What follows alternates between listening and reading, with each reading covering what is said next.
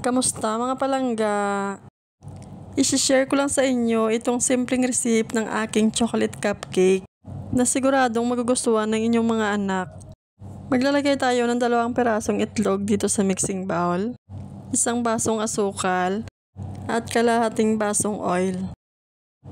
Mix lang natin hanggang sa matunaw yung asukal bago tayo maglagay ng yogurt. At kalahating basong gatas, pwede tayong gumamit ng fresh milk or evaporated milk. Mimix lang ulit natin at maglalagay tayo ng 2 basong cake flour, kalahating basong unsweetened cocoa powder, at 1 kutsarang baking powder. Mimix natin ulit hanggang maging soft yung texture ng ating batter mixture. At para lalong sumarap, maglalagay tayo ng chocolate bar. Mayroon tayo ditong 200 grams ng chocolate bar.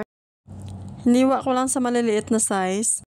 At yung kalahati, isasama natin dito sa cake mixture.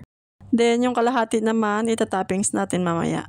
Itatransfer lang natin sa cupcake molder.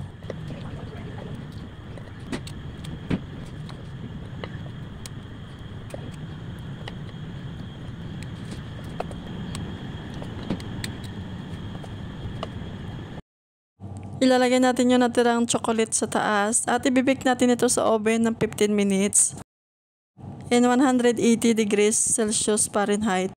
After 15 minutes, ready to serve na itong mga palangga at maraming salamat sa panonood.